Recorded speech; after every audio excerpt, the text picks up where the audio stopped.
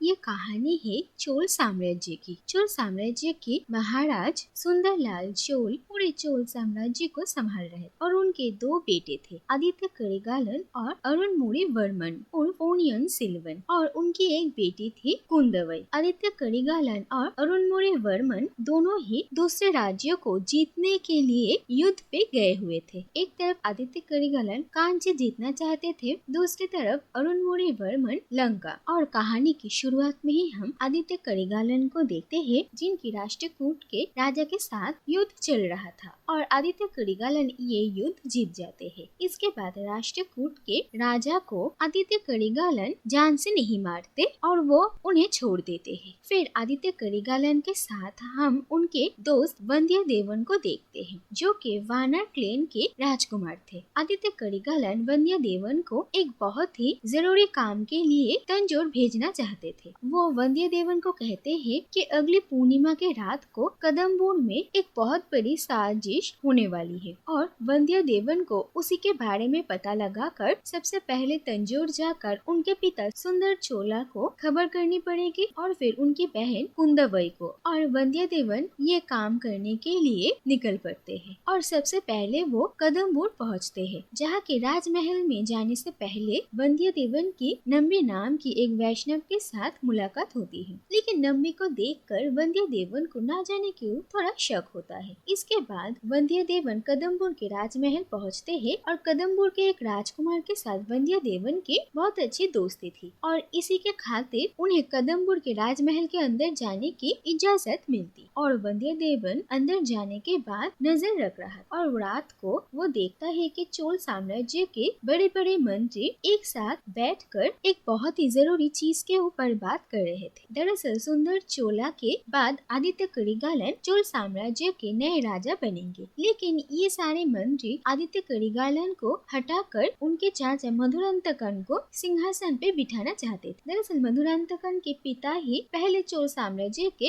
राजा थे, लेकिन बहुत सालों तक जब उनका कोई बच्चा नहीं हुआ और चोल साम्राज्य का कोई उत्तराधिकारी नहीं था, तब उन्होंने अपना साम्राज्य सुंदर चोला को दे दिया था और इसके बाद ही मधुरांतकन की जन्म होती है। लेकिन फिर भी मधुरांतकन के पिता चोल साम्राज्य को वापस नहीं मांगते और ये चोल साम्राज्य सुंदर चोला और उनके वंश का ही था। लेकिन मधुरांतकन अब इस बात को मानने के लिए इनकार करते हैं और यहाँ पर मौजूद सारे मंत्रियों की बातें वंध्यदेवन सुन लेता है। दूसरी तरफ नम्बी भी यहाँ पर मौजूद था और वो भी वंध्यदेवन की तरह ही छुपकर इन सब की बातें सुन रहा था। और वंध्यदेवन नम्बी को देख लेता है और उसे पकड़कर पूछता है कि वो आखिर यहाँ पर क्या कर रहा है। इसके बाद हम देखते हैं नम्बी कहता है कि वो दरअसल उसकी एक दूर की बहन नंदिनी से मिलने के लिए आया था। नंदिनी चोल साम्राज्य की अर्थ मंत्री पर्यावराय की पत्नी थी और वंध्यदेवन इस बात को अच्छे से सुनता है। इसके बाद वो कदम्बुर से तंजौर जाने के लिए निकलता है और रास्ते में ही उसे नंदिनी की सवारी दिखती है और वो नंदिनी से जाकर मिलता है और वो नंदिनी को कहता है कि नंदिनी का एक भाई है नम्बी, उसका कोई संदेश वो नंदिनी को देना चाहता है। और वंध्यदेवन ये भी बताता है कि वो आदित्य करिगालन की दोस्त थे और ये बात सुनकर नंदिनी बहुत चौंक जाती है। इसके बाद नंदिनी वंध्यदेवन को अपनी एक मुद्रिका देती है। वो कहती है कि ये मुद्रिका दिखाने के बाद तंजौर के राजमहल में वो आसानी से अंदर जा सकता है। इसके बाद हम देखते हैं कि वंध्यदेवन तंजौर पहुंचता है और वहाँ के राजमहल में जाकर वो ये मुद्रिका दिखाता है तो नंदिनी के पति पर्यावराय के छोटे भाई वंध्यदेवन से मिलते हैं। दरअसल वो ही इस वक्त यहाँ के सारी जिम्मेदारियों को संभाल रहे थे और फिर वंध्यदेवन उनसे ये झूठ कहता है कि दरअसल उनके बड़े भाई पर्यावराय ने ही उन्हें ये मुद्रिका दी थी और उन्हें सुंदर चोला से कुछ बात करनी है। इसके बाद पर्यावराय के छोटे भाई वंध्यदेवन को सुंदर चोला के पास लेकर जाते हैं और मौका देखकर वंध्यदेवन आदित्य करिगालन के संदेश को सुंदर चोला तक पहुंचाते हैं और कदम्बुर में उसने जो कुछ भी देखा था उसके बारे में भी बताता है और ये सारी बातें सुनकर सुंदर चोला बहुत ही ज्यादा दुखी हो जाते हैं। इसके बाद छोटे पर्यावराय वंध्यदेवन को वहाँ से लेकर चले जाते हैं हैं और यहाँ पर जो कुछ भी बात हुआ था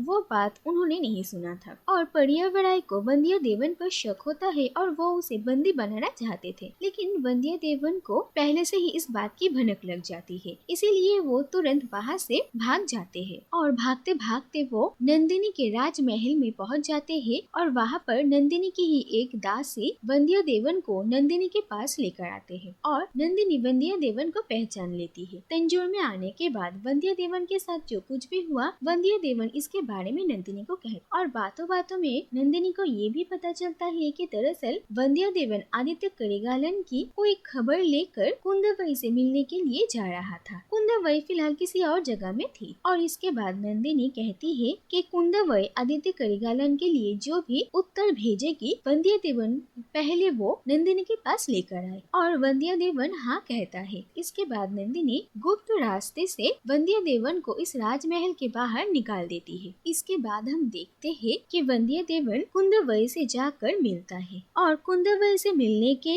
लिए वंध्यादेवन को एक फूल बेचने वाला सेनधन मदद करता है और कुंदवई से मिलने के बाद वंध्यादेवन आदित्य करिगालन की बात उनसे कहता है और कदम्बुर में होने वाली सारी बात भी कहता है। जो बातें सुनकर कुंदवई बहुत ही ज्यादा परेशान हो जाती है। इसके बाद कुंदवई वंध्यादेवन को एक काम सौंपती है। वो कहती है कि उनका छोटा भाई अरुण मोरी इस वक्त लंका में है और वंध्यादेवन को लंका जाकर अरुण मोरी को तंजोर लेकर आना पड़ेगा और वंध्यादेवन इस बात के लिए राजी हो जाता है। दूसरी तरफ हम वानती नाम की एक लड़की को देखते हैं जिसके साथ अरुण मोरी की शादी होने वाली थी और वंध्यादेवन को वो भी अरुण मोरी के लिए एक संदेश भेजती है। के बाद वंध्यादेवन लंका जाने के लिए निकल पड़ते हैं। दूसरी तरफ हम राजकुमार मधुरांतकन को देखते हैं जो कि चोल साम्राज्य को हासिल करने के लिए कुछ भी कर सकते हैं, लेकिन उनकी माँ सेम्बियन महादेवी उन्हें ऐसा करने से मना करती है। वो कहती है कि उनके पिता नहीं चाहते थे कि मधुरांतकन राजा बने, वो चाहते थे कि वो एक शिव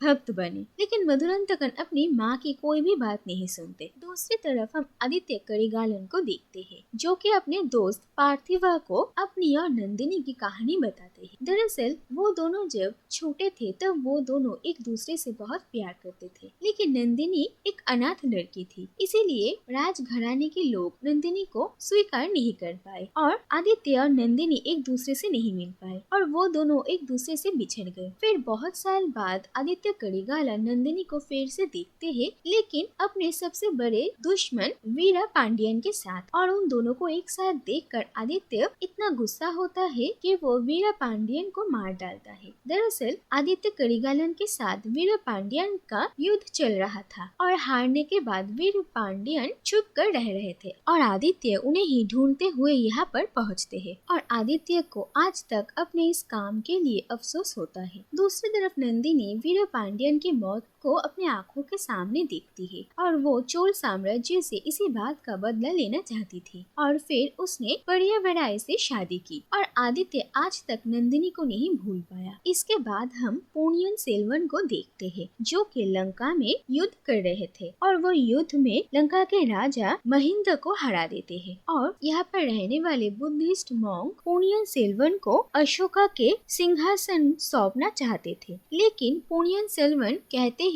कि वो यहाँ के राजा नहीं बनना चाहते और वो ये सिंहासन यहाँ के ही बुद्धिस्ट मॉन्क को दे देते हैं। दूसरी तरफ हम देखते हैं कि वंध्यादेवन भी लंका में पहुँच चुके थे और यहाँ पर उसकी पूर्णिमा नाम की एक लड़की के साथ मुलाकात होती है। पूर्णिमा नाव चलाती थी और उसके ही नाव में बैठकर वंध्यादेवन समुद्र पार कर रहे थे। इसके बाद जब पूर्णिमा को ये पता चलता है कि वंध्यादेवन अरुणमोरी वर्मन और पोनियन सेल्वन से मिलने के लिए जा रहा है तो पूर्णिमा को बहुत खुशी होती है और पूर्णिमा की बातों से हमें ये पता चलता है कि वो पोनियन सेल्वन को बहुत सम्मान करती है और उन्हें पसंद करती है। इसके बाद हम देखते हैं कि कुंदवई और वानती तंजोर आ जाती है और तंजोर आने के बाद कुंदवई अपने पिता सुंदर चोला से मिलती है और परियावराय और बाकी सारे मंत्री उन लोगों के खिलाफ जो साजिश कर रहे थे उसके बारे में बात करती है। सुंदर चोला कुंदवई को कहते हैं कि वो आदित्य से मिलने के लिए जाए और उसे किसी भी तरीके से मनाकर तंजोर लेकर आए, क्योंकि युवराज का तंजोर से बाहर रहना इस वक्त ठीक नहीं होगा। और फिर हम देखते हैं कि कुंदवई वानति के साथ आदित्य करिगालन से मिलने के लिए आती है और वो आदित्य को सारी बातें कहती है और उसे अपने साथ तंजोर चलने के लिए कहती है। लेकिन आदित्य तंजोर जाने के लिए मना कर देता है, क्योंकि वहाँ पर नंदिनी पर्यावरण के साथ होगी। और आदित्य कुंदवई को कहता है कि नंदिनी के उसकी जिंदगी से जाने की वजह वही है, वो नंदिनी को कभी भी पसंद नहीं करती थी, इसीलिए उसने आदित्य की जिंदगी से नंदिनी को हमेशा हमेशा के लिए अलग कर दिया। कुंदवई कहती है कि नंदिनी कभी भी एक महारानी बनने के लायक नहीं थी, वो एक अनाथ थी, उसके कुल पिता माता किसी का भी कोई पता नहीं था। और इसी बात को लेकर आदित्य और कुंदवई के बीच झगड़ा हो जाता है। दूसरी तरफ हम देखते हैं कि नंदिनी वीरा पांडियन की मौत का बदला लेना चाहती और उसके बहुत सारे साथी थे और इन्हीं में से एक था रविदास। उन लोगों का एक ग्रुप था और ये सब चोल साम्राज्य को खत्म करके वीरा पांडियन की मौत का बदला लेना चाहते थे। इसके बाद रविदास नंदिनी से मिलने के लिए आता है और नंदिनी रविदास को पोनियन सेल्वन को मारने का हुक्म देती है। फिर हम देखते हैं कि रविदास अपने लोगों के साथ लंका आकर पहुंचता है और वो लोग पोनियन सेल्वन को मारना चाहते थे। दूसरी तरफ हम देखते हैं कि पर्यावरण सुंदर चोला से बात करते हैं और कहते हैं कि अरुणमोनि वर्मन अशोका के सिंहासन को लेने से मना कर दिया है और उनका इस वक्त तंजोर रहना भी जरूरी है, और अगर वो तंजोर नहीं आना चाहते तो क्यों न उन्हें बंदी बना कर लेकर आया जाए। और सुंदर चोला भी इस बात के लिए हामी भर देते हैं और फिर पर्यावरण कुछ सैनिकों को लंका भेजते हैं जिससे कि वो पोनियन सेल्वन को बंदी बनाकर तंजोर लेकर आए। दूसरी तरफ हम देखते हैं कि वंध्यादेवन पोनियन सेल्वन से मिलते हैं और उन्हें उनके भाई बहन की सारी बातें कहते हैं और उनके साथ तंजोर जाने के लिए कहते हैं। इसके बाद हम देखते हैं कि नंबी भी पोनियन सेल्वन से मिलने के लिए आते हैं। दरअसल नंबी सुंदर चोला के मंत्री का गुप्तचर है और वो पोनियन सेल्वन को ये कहते हैं कि तंजोर से पर्यावरण कुछ लोगों को भेजने वाले हैं उन्हें बंदी बनाकर लेकर जाने के लिए। पोनियन सेल्वन उन लोगों के साथ ना जाए, नहीं तो उनकी जान को खतरा है। इसके बाद देखा जाता है कि एक दिन रविदास और उसके आदमी वंध्यादेवन पोनियन सेल्वन और नंबी पर हमला करते हैं और उन लोगों के बीच लड़ाई होती है। तभी वहाँ पर हाथी में बैठकर एक औरत आती है और वो औरत रविदास और उसके लोगों को वहाँ से भगा देती है, लेकिन इसके बाद वो खुद भी चली जाती है और पोनियन सेल्वन को ये समझ में आता है कि दरअसल ये मौनी रानी है। और पोनियन सेल्वन वंध्यादेवन को कहते हैं कि बचपन में एक बार वो पोनी नदी में गिर गए थे और मौनी रानी ने ही उनकी जान बचाई थी और मौनी रानी बोल सुन नहीं सकती है। इसके बाद हम देखते हैं कि रविदास का एक आदमी एक नाव और कुछ लोगों को इकट्ठा कर रहे थे और पूर्णिमा इन लोगों को देख लेती है और उन्हें इन पर शक होता है और फिर इन लोगों का पीछा करने के बाद उसे समझ में आता है कि वो लोग पोनियन सेल्वन को मारना चाहते हैं। इसके बाद पूर्णिमा पोनियन सेल्वन से जाकर मिलती है और वो उन्हें सारी बातें बताती है। इसी बीच आदित्य करिगालन भी अपने दोस्त पार्थिवा को पोनियन सेल्वन के पास भेजते हैं उनकी सुरक्षा के लिए और राजकुमारी वानति के चाचा पेरियाविलर भी पोनियन सेल्वन के साथ ही रह रहे थे और वो सब चाहते थे कि पोनियन सेल्वन पर्यावरण के भेजे हुए लोगों के साथ ना जाए, लेकिन पोनियन सेल्वन कहते हैं कि अगर ये उनके पिता की आदेश होगा तो वो ऐसा ही करेंगे। के बाद देखा जाता है कि वो लोग एक तरकीब निकालते हैं। पूर्णिमा ने जिन लोगों के बारे में कहा था उन लोगों से बचने के लिए खुद पोनियन सेल्वन वंध्यादेवन को उनकी जगह राजकुमार बना देते हैं और वो खुद भेष बदल के पूर्णिमा के साथ निकल जाते हैं। लेकिन इसके बाद ही उन लोगों को पता चलता है कि दरअसल जो लोग उन पर हमला करने वाले थे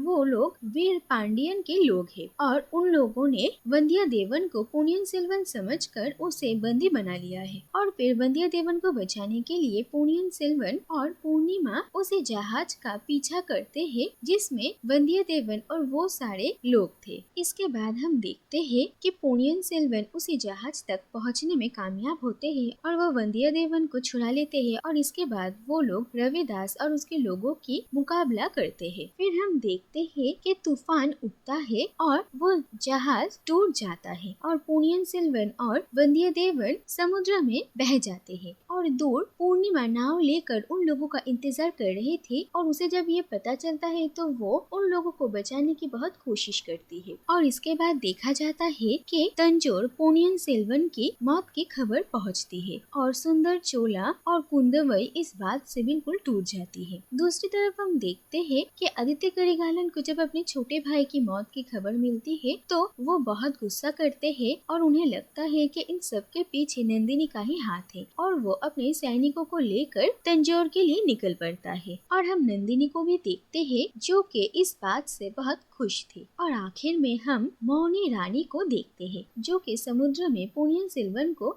बचाने के लिए आती है और वो बिल्कुल नंदिनी की तरह ही दिखती है। और यही पर इस पार्ट की कहानी खत्म होती है।